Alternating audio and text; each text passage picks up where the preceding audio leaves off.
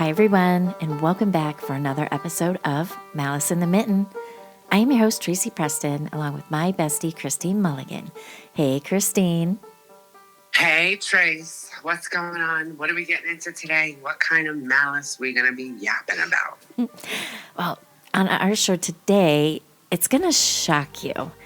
It's going to shock our listeners and maybe change the minds of people related to how they deal with not only the loss of a loved one, but who to trust with their precious remains. So let's get into it. This is Season 5, Episode 25, The Bodies. Everyone, sooner or later, will have someone close to them pass away.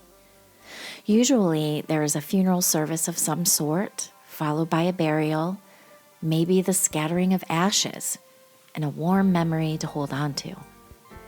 If a family opts for a cemetery burial, there is comfort in visiting their loved ones and placing flowers or memories on the headstone and maybe even talking to them. If a person is cremated and their ashes scattered, comfort can be found visiting the place they were scattered. But what if a funeral home or cemetery doesn't do what they're supposed to do? What if they do, but someone later comes along and does the unthinkable, like digging up the body? Malice comes in many forms and not just to the living. Today we will look at some egregious, malicious acts that have happened to the dearly departed in the Great Lake State. When a loved one dies, we generally contact a funeral home to help with the services. We depend on them to do the right thing with dignity and respect. We choose a casket or urn, plan the service, inter the remains, and most importantly, trust that our family member or friend is being treated correctly. This is what the customers at Swanson's funeral home in Flint, Michigan thought also. Swanson's funeral home was a family-owned small business, opened over 20 years ago by O'Neill Swanson. It was a comforting place, for a few years anyway. A place local families came to say goodbye to those they cared about. O'Neill's father also owned a funeral home in Detroit, and although the two businesses were separate, it was a bond between the two men. First fined in 2004 for violations, the funeral home would finally be shut down in 2017. The state investigators would find upon multiple visits unembalmed bodies stacked like cordwood in cardboard boxes stored in an unrefrigerated garage. Maggots crawling everywhere over the rotting bodies and on the floor. Rotting corpses inside the funeral home, lost bodies, blood-stained caskets, employees working with bodies with no personal protection gear and less training. The funeral home offered low-cost prepaid cremations, and O'Neill was charged with pocketing the money rather than cremating the bodies. Some families had to wait to receive their loved ones' remains. Some families are still unsure they have their loved ones back. After many fines, the state would shut down the funeral home. O'Neill would lose his license and face 10 felony charges. However, he somehow opened a crematorium in Ypsilanti that would later be raided by federal investigators. After the raid, the bodies were removed and sent elsewhere for proper handling. His father, O'Neill Sr., would organize the funeral for singing legend Aretha Franklin, and he would assist although he had no legal right to do so. The funeral home sits abandoned with unclaimed cremated remains, headstones, and the ghosts of the people he wronged. But by far, an even more disturbing scene was found at the Cantrell Funeral Home and the Perry Funeral Homes in Detroit, just a week apart in 2018. The loss of a child would have to be the worst pain imaginable. We expect to lose a parent or grandparent, a spouse, but never, ever a child. The Cantrell Funeral Home was opened in Detroit by Raymond Cantrell Sr. in 1985. Raymond would die in 2016, and the business would pass on to his son, Raymond Cantrell II. In 2018, state investigators would receive an anonymous letter saying to check out the funeral home, especially a fake drop ceiling. Following the tip, investigators would go to the funeral home where they would find dirty floors, peeling paint, mold on the walls, bodies covered in mold, one body covered in an unknown substance, improperly stored bodies that were decomposing, over 250 cremated remains, and in the ceiling, the bodies of 11 decomposing infants. The infants were found in boxes and 2 small caskets. As many next of kin that could be found were contacted, and the infants were interned to Mount Olivet Cemetery. The funeral home was sold to Naveed Saeed, who proceeded to remodel the funeral home. In the process of taking down walls, Mr. Saeed would find more cremated remains in the walls. They were able to hide the bodies as, unlike many funeral homes, funeral services were not held there. Swanson would be charged with 2 felony counts and fined $75,000. Okay, hang on a second. I don't understand. How is all this weight being in a faux ceiling? Do they really mean like it's like a short attic? Because how do they have caskets and shit up there? Well, the caskets were for babies, so I can't imagine they're super heavy, but I don't know. Maybe they built some 2x4s up there, and I don't know. And I don't understand why they would be storing ashes. Like, wouldn't the family members of the deceased want the ashes? Like, why would they keep them? I don't even want to say this next line, but not that I understand, but I get why they may have stored bodies, because the funeral homes were taking the money from the families for the funerals, but not paying for the burials. I don't really get why the families of the deceased weren't going to then the burials, but whatever. I mean, I'm just trying to make sense of this, if there is sense to be made. But why would the funeral home hold on to them?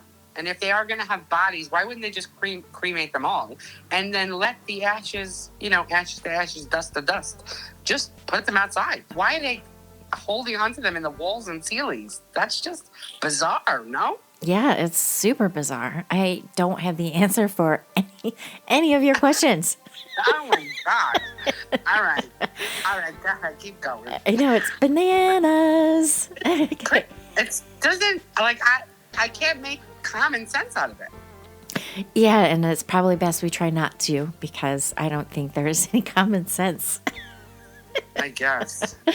Because, right, if you're cremating them, if you're already going through the process of cremating the remains, why would you not hand them off? Why are you hanging on to those? Now, Yeah. all the extra bodies, like, I don't know what that's about. Are they unclaimed bodies? I don't know. It's nuts. Yeah, I don't know. None of this is making sense to me, but I'm listening. Okay. All right, so Perry Funeral Home's disturbing revelations would come about by the death of Alea Brown. Alea was born in December of 2014 to Rachel Brown and her husband. Little Alea would live for only 30 minutes, passing away from respiratory distress. A social worker would convince Rachel to donate her daughter's remains to Wayne State University in the hope of assisting medical science and research. But the remains never made it to Wayne State's medical school. Instead, her body was declared unclaimed and given to the Perry Funeral Home to hold in 2015. It is unclear how Rachel and her husband learned of the location of their daughter's remains, but once they found out in 2018, they contacted the police. Police investigators would uncover the remains of 63 fetuses and infants in a raid on the funeral home.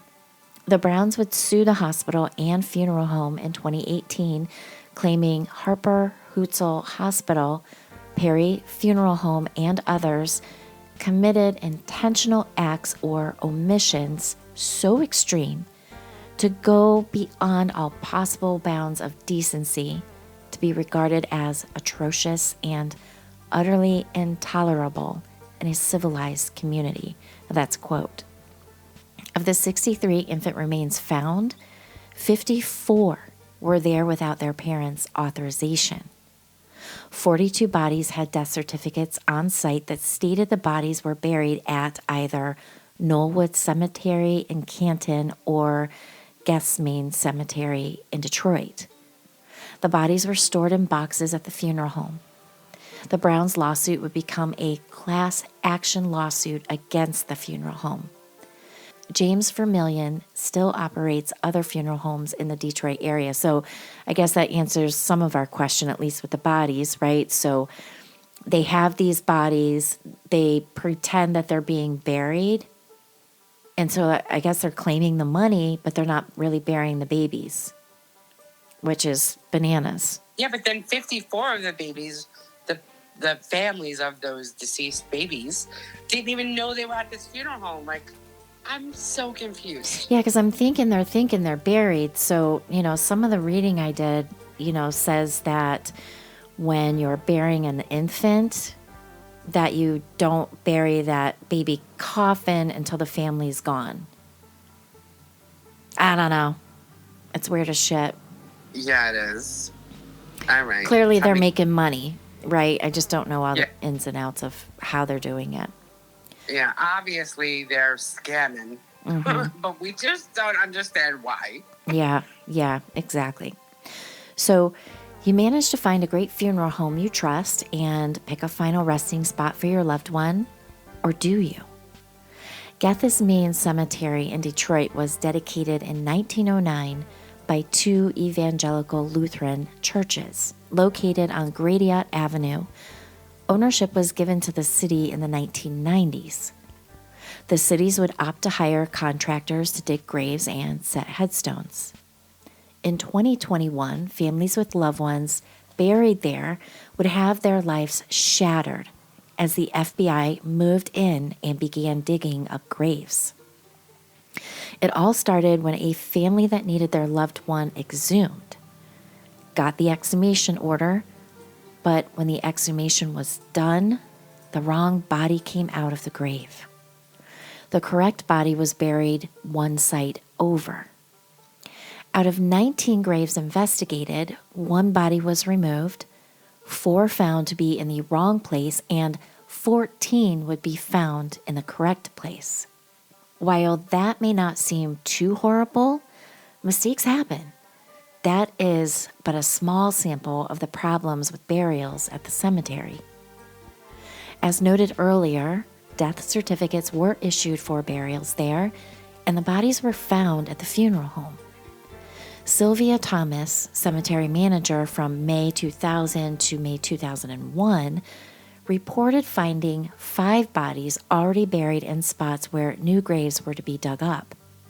People would report their loved ones' headstones gone missing, only to have the headstone replaced after they complained. Multiple families report headstones being moved multiple times, so they have no idea where their loved ones really are.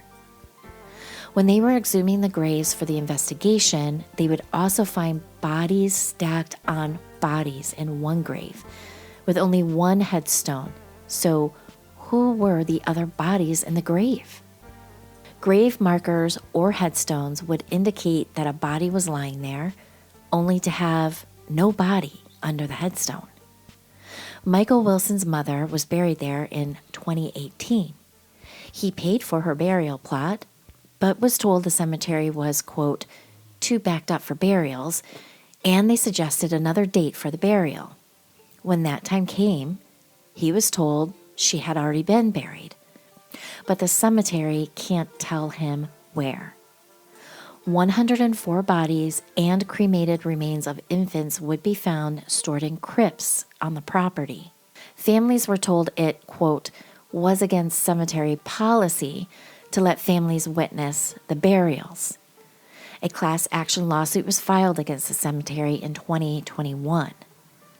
Many of the companies contracted for the burials filed bankruptcy, shielding them from having to pay, and a judge would rule that the city couldn't be sued. One management company turned a road through the cemetery into burial plots. When the cemetery was initially investigated, paperwork was found to be disorganized and a mess, with piles of paper everywhere. The cemetery is still in operation. Knollwood Cemetery, also mentioned before, would be shut down in 2018 after the investigation into the Perry Funeral Home. Further investigations into the cemetery would find that 345 uncremated remains of fetuses and infants in taped plastic boxes and crypts on the property that the families in some cases believed to have been buried. The crypts were used as temporary storage, and final processing of the remains would only be done once the crypt was full. Some of the bodies had no paperwork to correspond with it. Some did have the paperwork, but the parents' wishes had not been followed. One adult body would also be found in the crypt. The cemetery would also be hit with a $135,000 in fines. The bodies from both cemeteries were moved to a cemetery in Flint. It appears the cemetery has since reopened.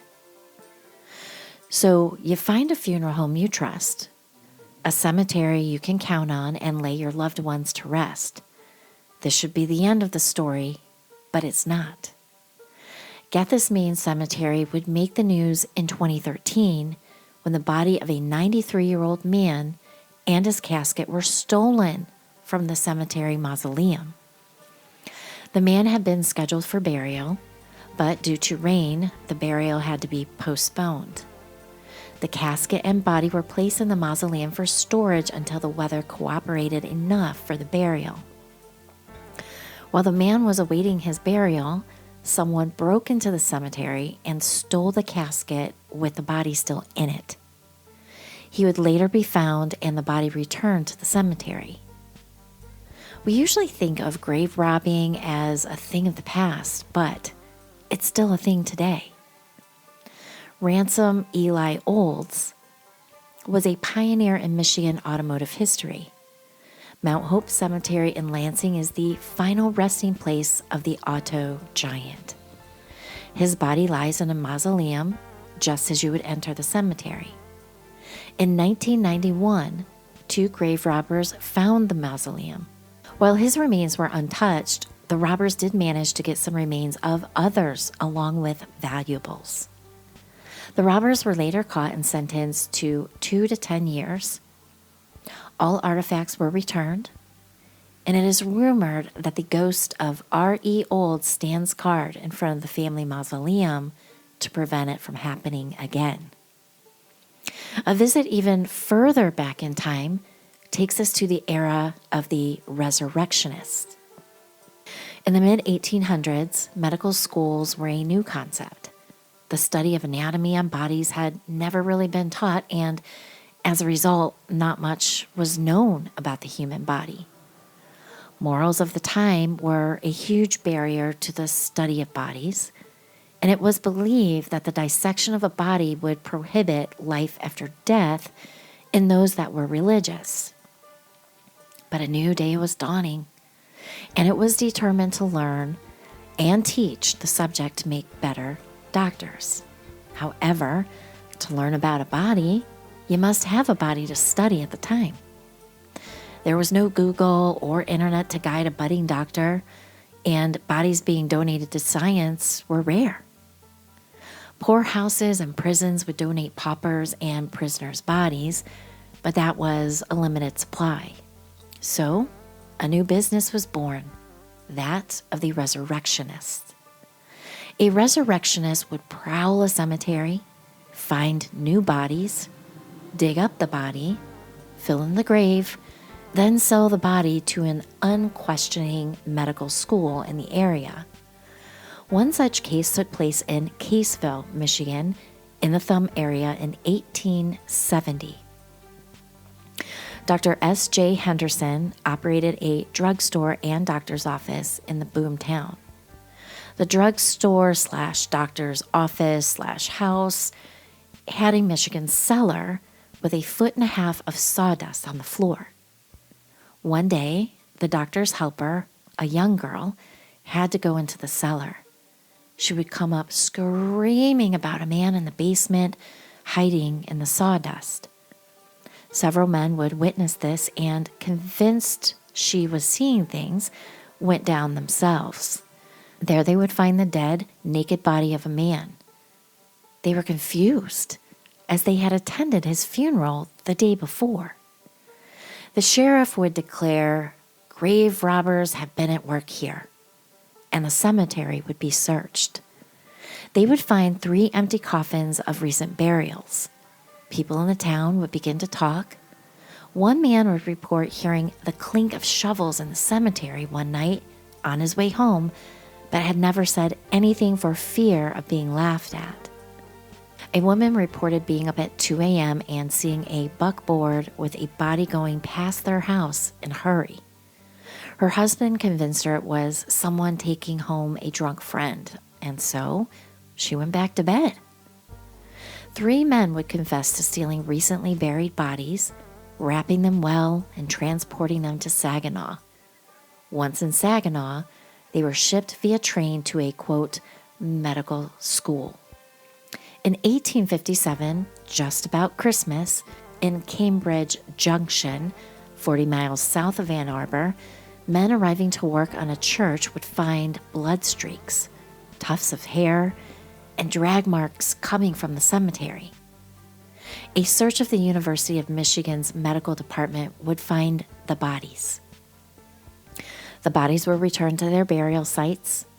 The end of the resurrectionists would come around 1880, when Michigan would pass an act stating, quote, unclaimed bodies of people who had been supported by the public expense in any state or county institution to be given to the medical school. The Michigan Anatomy Act of 1881 prohibits the exchange of money for bodies, so that bodies must be donated in order to be used in a scientific manner. Although modified over the years, the act still protects the dead today. So, I don't know. I'm thinking the funeral homes and the cemeteries are kind of in cahoots. Avi, I really kind of thought that back in the day it was all one business. Like it was kind of like a one-stop shop where only, with populations growing and, urban areas and all of that, I only imagine that more funeral homes, embalmers and such were needed, outside of the cemeteries, because there's only so many cemeteries. This is bananas. I guess it's a good thing that dead bodies is not a business anymore, because obviously in the 1800s it was, but it's still a business because of the whole funeral process. Yeah. I don't know. I think I'm pro-cremation more and more the older I get, and especially when you hear crazy stories like that. Yeah. And maybe your loved ones, bring back the ashes, and do with the ashes what you want.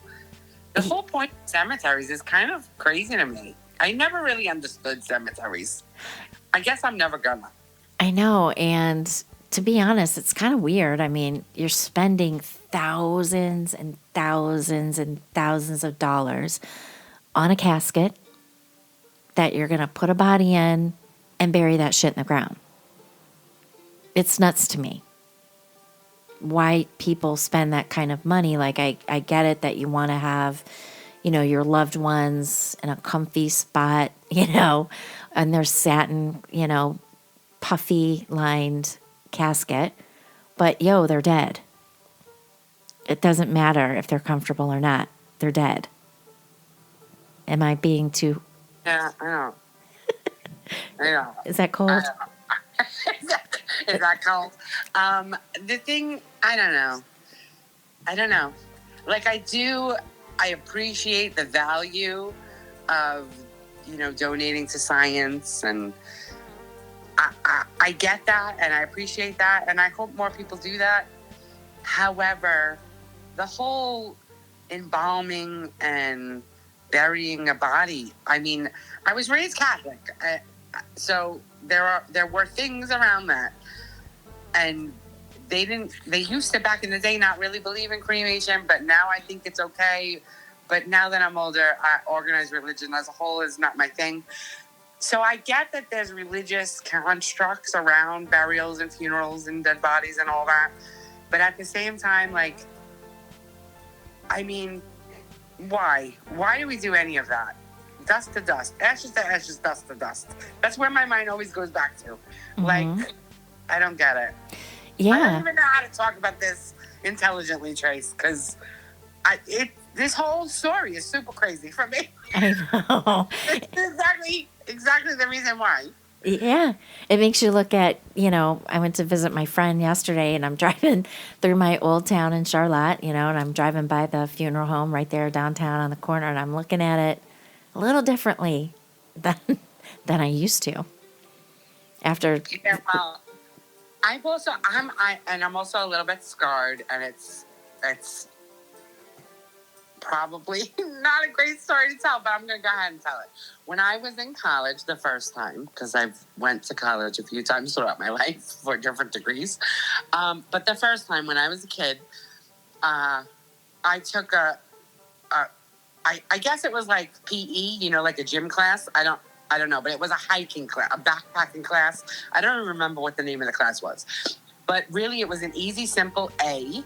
All you had to do was kind of show up at the end of the semester and go on a hike, go up into the Catskill Mountains. I lived in New York, so it was a road trip to go to the Catskill Mountains, and then you had a camp overnight up in the Catskill Mountains.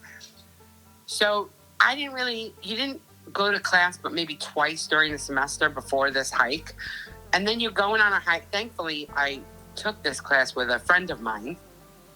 So we kind of did it together. We were like, oh, easy A, we'll get this done, blah, blah, blah. So the two of us go up to the Catskill Mountains. 2 city girls, by the way. Go up to the Catskill Mountains, and we meet all of our classmates. I mean, we saw them in class maybe twice through the semester. So we're meeting them for the first time, essentially, like learning their names and whatever. And we all have these big-ass backpacks on our backs with our tents. And, like, we went and we bought all this bougie kind of camping stuff. We were completely naive. But long story short, we were camping with a bunch of mortuary science students. And since that moment, that night, that whole experience, by the way, it was freezing rain the whole night, and we woke up to about 7 feet of snow. It was a horrific experience. But experience aside, the bonfire and everything that we had the night before we went to sleep in the freezing tundra, we got to talk to some of these people. And since then, I'm telling you, mortuary science people are a rare breed. They're spooky and scary, but at the same time, nice and kind and soft spoken. Like, it was weird. So I guess I have a bias. I'm never going to think that mortuary, funeral directors, and all of those kind of people, they are definitely cut from a different cloth to begin with. So I need more details. I'm waiting. I'm waiting for the shoe to drop. What happened? I'm trying to be as nice as possible and not, completely generalize funeral directors and mortuary science and embalmers and all that, because I have met a few that I love them as people. They're great, and they're not too quirky where you can't have a normal conversation with them. But I'm just saying, it takes a special type, and that type is a little bit weird and maybe not so common sensey. So you couple that weirdness that it takes to be able to do that job, like with nursing. We're weirdos. As nurses, you and I are weirdos. We have twisted sense of humor, and we can look at an open belly and be like, "Oh, look at that! That's kind of cool." You know what I mean? Mm-hmm. Where other people will look at an open belly and be like, "Throwing up." Right. You know right. I mean? True. I'm a weirdo in my own sense. I get it. I'm not trying to yuck anybody's yum. However, I mean, to be able to work with dead bodies and embalm them, so drain them all of their blood and then pump them full of other chemicals, and then, open them up, do their autopsies, sew them back up, put them in a box, dig a 6 feet trench. You know what I mean? Like, there's a whole slew of things that I would never be able to do that they can do. So good on them. I'm giving them kudos. But at the same time, I'm saying that's a different kind of weird, Yeah. I'm a different kind of weird being a nurse, and they're a different kind of weird being anything around funerals. Yeah, and here's the thing. So I have a little story of a funeral home, right? So funeral homes, the people who own them tend to live in them, right? Live upstairs. Yeah, exactly. Weird. I know. Weird. So weird. It's different kind of weird, but yeah. I know. Could you imagine, like, having kids? Like, you have your kids, you're raising your kids in a funeral home. It's weird as shit. You got dead bodies down in the basement, wherever you're doing the process of embalming. And in this case, in the ceiling. We got too many. So anyway, it was right after high school. I was 18. And I don't even know how we connected with this person. Some of the people I was hanging out with were friends with this guy. And his parents owned the funeral home. And I can't remember the exact details. This is a long time ago. But I think it had been turned over to this son, right? His parents, old, retired. So now he's living in the funeral home. And hence where we go to hang out and party. I'm like, this is weird as shit. So then, we went down. They have this little elevator, and we went down into where all the caskets are. Now, I did not go into wherever the bodies are. Did not do that. Just saw, like, the casket room and all that stuff. And then we took the hearse to go get McDonald's. So there's my weird funeral home story. That's a special kind of weird. Yeah. I had a friend when I was in high school. I mean, a friend, an acquaintance. I didn't hang out with them, but I knew them and I was friendly with them, kind of friend. A high school, what do you call it? Acquaintance, right? Mm-hmm. Somebody I went to school with. They used to ride a hearse. Like, they used to drive a hearse. Like, that was their vehicle of choice. They didn't have anything to do with funerals or bodies at the time, but they purchased a used hearse, and that was their vehicle. Like, I drove around in a Camaro, they drove around in a hearse. And I'm like, you are a special kind of weird. You're kind of weird, period. Well, I wonder if they got a good price on it. I have no idea. I mean, cars were cheaper overall back then, because I'm old at AF. Right. So cars were cheaper back then. So maybe they got a good deal on it. I don't know. But yeah, they were super excited about it too. And they decked it out like as if they were going to be going to funerals all the time. Or maybe they just left what was there. I don't know if they did it themselves or whatever. But yeah, maybe that's a special kind of weird is all I'm saying. Maybe they were grave robbing and unbeknownst to you. You can get a whole casket back yonder. I have no idea. Where'd you get that new fancy watch, dude? Yeah, I don't know. But that's what I'm saying. Like, anybody that can mess with dead bodies on the reg, you know, they're a special kind of weird. And I get it, and I accept that I'm a special kind of weird because, you know, Yeah. I can do what I do. That's right. So, You have let them have their weird shit over there, and we'll do our weird shit over here to the right. Yeah, exactly. I'm not yucking their yum. I'm just saying I don't think I'm ever going to understand it completely, I guess, is what I'm saying. Yeah. And you know what's funny? And it's like, I don't know why my brain thought about this, but I've been to, you know, my share of funerals. And like, I remember reaching out, and I was 10, and I remember touching my grandmother's arm, and I just remember thinking, why is her arm so hard? And it's just like, this has been always something that's been tucked in the back of my brain, and it never made sense to me. But then I was sitting here thinking, well, if your blood's not pumping blood, it's not filling all your areas with blood, like your veins and your arteries, which then feed your muscles, right? That's why they're soft and mushy. Well, you're not feeding them that anymore, and then you put in the embalming stuff.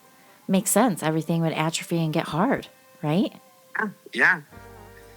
They become statues from the inside out. Ugh. Yeah.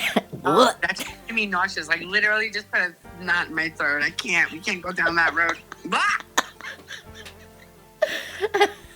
Something is definitely wrong with me, but it's science. It's intriguing. Yeah, no, I get the intriguing part of it, but it's the whole embalming thing. I can't. My mouth is now, you know, the whole gland thing on the side. It's legit imminent puking. My mouth is watering. I can't swallow. No, I can't. We can't talk about embalming. It's not my jam. I know. It's a crazy story. Oh God. So if you guys, if any of you listening to us are listening to us on YouTube, thank you. Please give this story a like, share, and subscribe.